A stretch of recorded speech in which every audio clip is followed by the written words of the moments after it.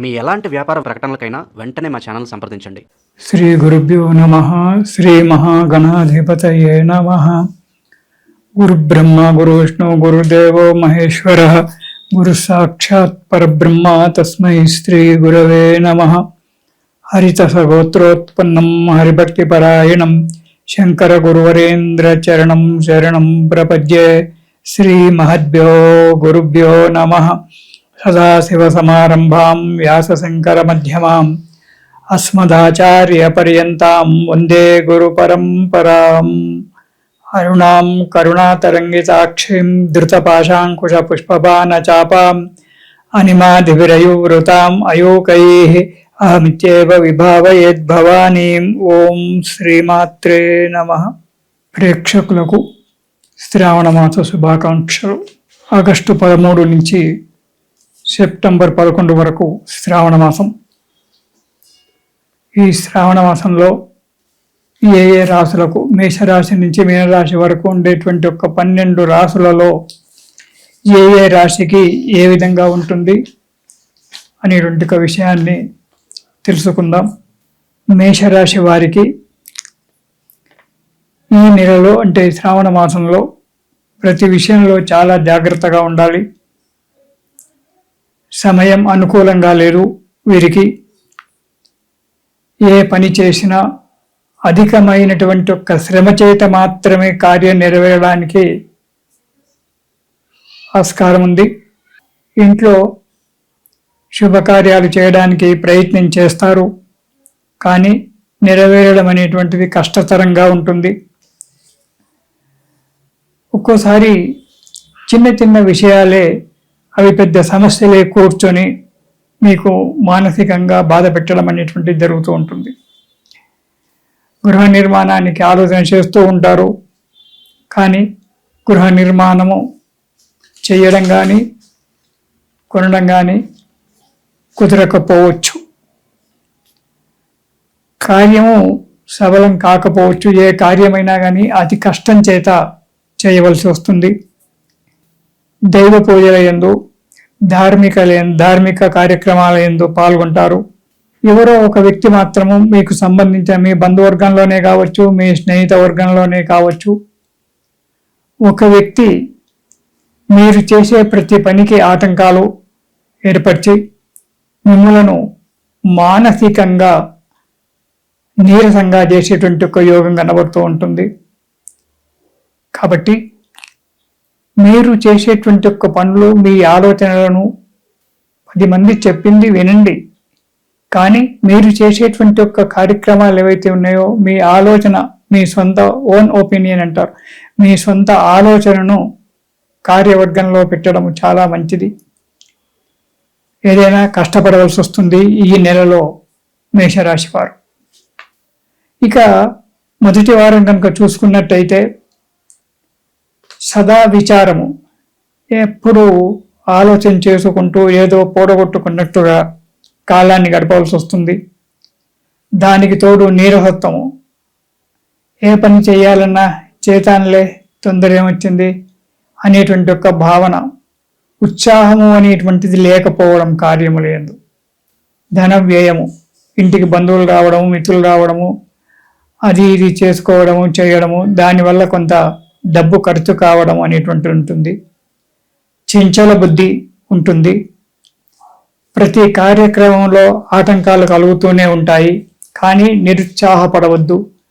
దాని గురించి మీరు బాగా ఆలోచించాలి, అడుగు ముందుకు వెయ్యాలి.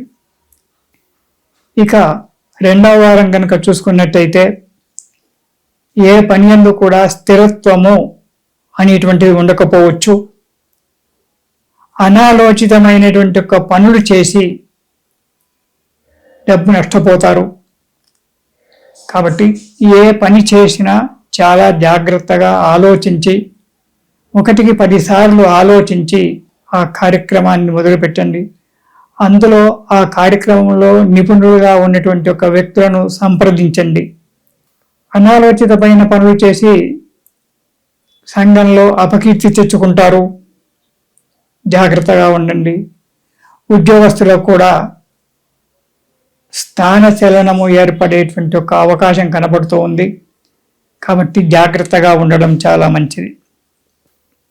ఇక 3వ వారం చూసుకున్నట్టయితే మనోవ్యధ, చేసే పనులు ఏవి కూడా సక్రమంగా కాకపోవడము, నెరవేరకపోవడము, సమయానికి డబ్బు అందకపోవడము, దానివల్ల ఇబ్బందుల పాలు కావడము, దీనివలన మనోవ్యధ, మనస్సు ఎప్పుడూ బాధగా ఉంటుంది.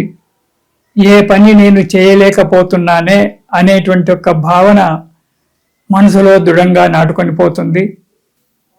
అంతేకాకుండా మోసపోవడము అనేటువంటి జరగడానికి ఆస్కారం ఉంది. కాబట్టి ప్రతి విషయము జాగ్రత్తగా ఆలోచించండి. ఎవరో ఏదో చెప్పారని చెప్పి పెట్టుబడులు పెట్టి మోసపోవడం అనేటువంటిది తగదు. కాబట్టి ప్రతి విషయాన్ని ఆలోచించి ఉండండి. మీరు ఈ నెలలో అంటే శ్రావణ మాసంలో పెట్టుబడులు పెట్టకపోవడమే చాలా మంచిది.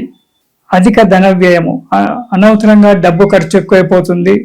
దానికి తోడు అధిక ప్రయాణాలు చేయడం సంభవించవచ్చు.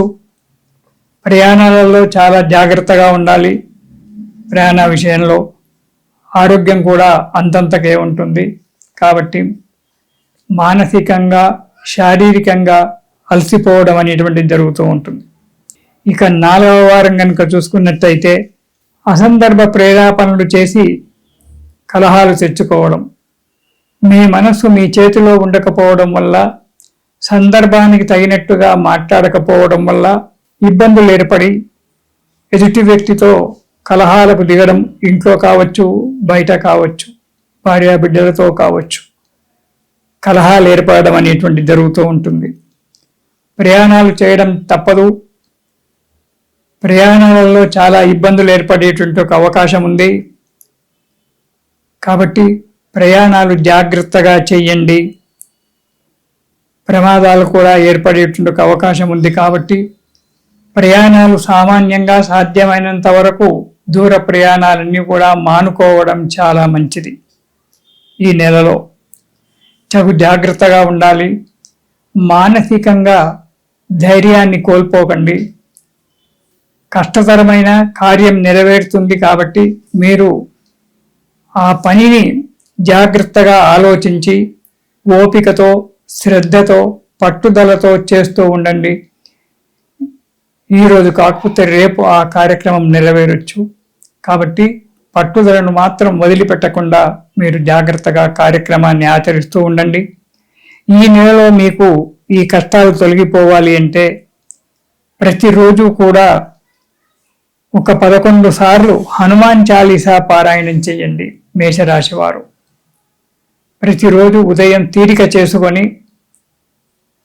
11 సార్లు, అంటే ఒక అరగంట టైం పడుతుంది.